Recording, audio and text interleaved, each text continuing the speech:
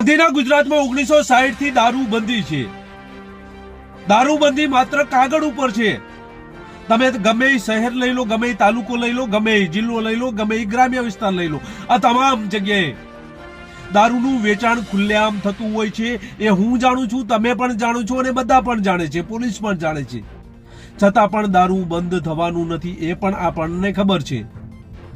પરંતુ એક પોલીસ કર્મચારીને એન્ટી કરપ્શન બ્યુરોનો ભેટો થઈ ગયો છે અને આ દારૂના હપ્તામાં એક બુટલેગર એસીબી પાસે પહોંચે છે અને આ ફરિયાદ કરે છે। ત્યારબાદ એન્ટી કરપ્શન બ્યુરો દ્વારા ટ્રેપ ગોઠવવામાં આવે છે ને ત્યારબાદ આરોપીને ઝડપી કાર્યવાહી કરી છે, જેની આજે વાત કરવી છે।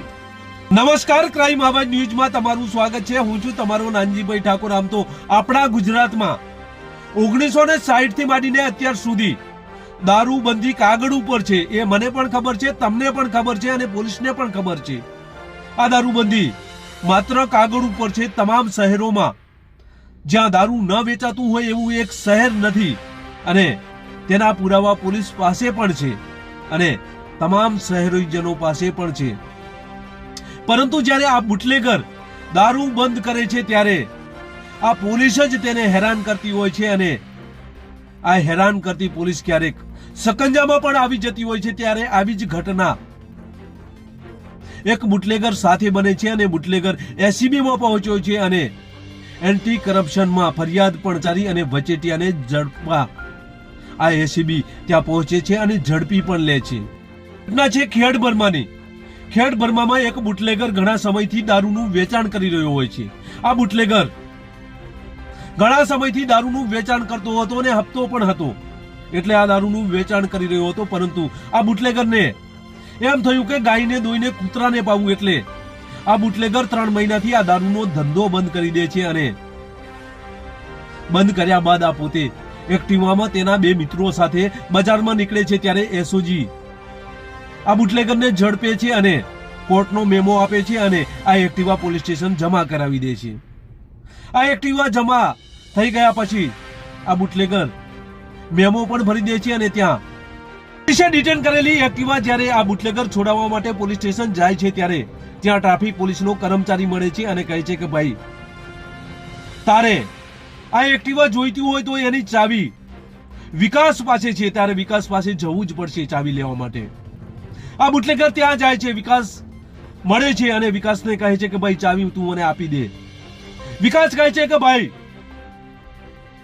3 માસના તારા હપ્તા બાકી છે દારૂના, જેની રકમ 1,65,000 એ રકમ આપ અને ત્યારબાદ તને ચાવી મળશે। વિકાસની આ વાત સાંભળી બુટલેગર કહે છે કે ભાઈ, મેં 3 મહિનાથી આ ધંધો બંધ કરી દીધો છે, હવે મારે શેનો હપ્તો હોય।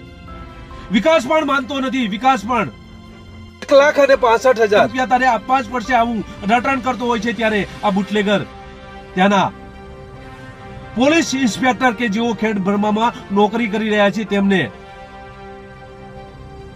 આ બુટલેગર મળે છે। આ પઢારિયા પોલીસ ઇન્સ્પેક્ટર એવું કહે છે કે ભાઈ, વિકાસ કે એ રીતે તારે કરવું જ પડશે। ત્યાંથી પણ તે પરત આવે છે।